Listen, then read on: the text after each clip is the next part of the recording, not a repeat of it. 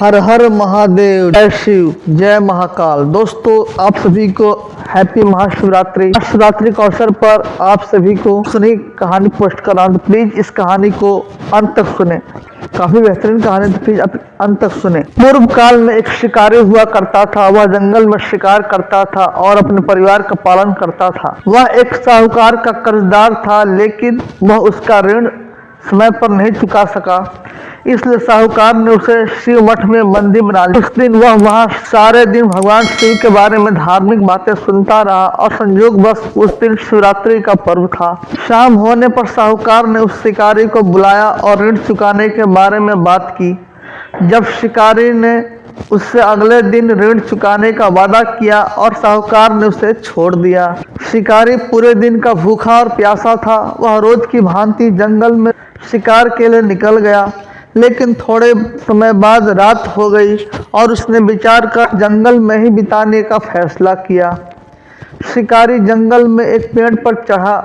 Bell का पेड़ था और वह पड़ाव बनाने के लिए पेड़ की टहनियां तोड़ने लगा, पर वह पत्ते बेल पत्र के थे जो भगवान शिव को चढ़ाए जाते। शिकारी इस बात से अनजान था, क्योंकि बेल का पत्र पेड़ के नीचे छिपा हुआ था। इस प्रकार शिकारी का पूरे दिन भूखे प्यासे रहकर व्रत भी हो गया और बेलपत्र गिरकर भगवान शिव की पूजा भी हो गई।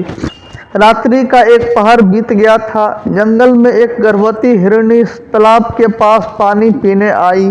शिकारी ने धनुष पर तीर चढ़ाकर ज्यों ही प्रत्यंचा खींची, हिरणी बोली, मैं गर्भिणी हूँ, शीघ्र ही प्रसव करूंगी। तुम एक साथ दो जीवों की हत्या करोगे, जो ठीक नहीं है। मैं बच्चे को जन्म देकर शीघ्र ही तुम्हारे समक्ष प्रस्तुत हो जाऊंगी, तब मार लेना। शिकारी ने प्रत्यंचा ढीली कर दी और हिरणी जंगल झाड़ियों में लुप्त हो गई। प्रत्यंचा चढ़ाने तथा ढीली करने के वक्त कुछ बेल पत्र अनायास से टूटकर शिवलिंग पर गिर गए। इस प्रकार उससे अनजान में ही प्रथम पहर का पूजन भी संपन्न हो गया। ऐसा ही वहां एक और हिरणी आई। शिकारी ने फिर प्रत्यंचा चढ़ाई, लेकिन वह फिर शिकार नहीं कर पाया। फिर तीसरी हिरणी आई। फिर शिकारी ने प्रत्यंचा चढ़ाई। फिर इस हिरणी ने भी अपना शिकार करने से मना कर दिया। अब एक शिकारी की 3 पहर की पूजा हो चुकी थी। तीनों बार प्रत्यंचा चढ़ाने में शिवलिंग पर बेलपत्र चढ़ चुके थे। अब की बार एक हिरण आया। फिर शिकारी ने प्रत्यंचा चढ़ाई। अब की बार हिरण ने कहा, अगर तुमने उन तीनों हिरणियों को जाने दिया है तो मुझे भी जाने दो, नहीं तो वह नहीं आ पाएगी, क्योंकि मैं उनका पति हूँ। मुझे एक बार जाने दो, मैं फिर अपने पूरे परिवार के साथ आ जाऊंगा। इस प्रकार उसने हिरण को भी जाने दिया और उसकी चौथी पहर की पूजा भी पूरी हुई।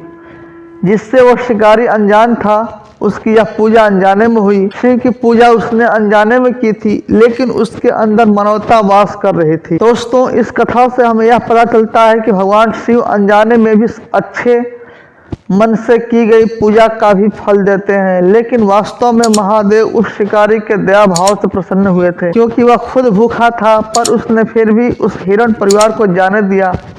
यही बात शिकारी को उन पंडितों से उत्कृष्ट बना देती है। आप इस कहानी से यह न समझें कि भगवान शिव किसी भी प्रकार के पूजन को स्वीकार कर लेते हैं, बल्कि भगवान शिव सिर्फ सच्चे मन से की गई, पूरी श्रद्धा से की गई आराधना को ही स्वीकार करते हैं। दोस्तों, आपको ये कहानी कैसे लगी, प्लीज कमेंट में हर हर महादेव लिख करके लाइक, शेयर और सब्सक्राइब करके ऑल का बटन दबा दें और जितना हो सके इस कहानी को शेयर करें।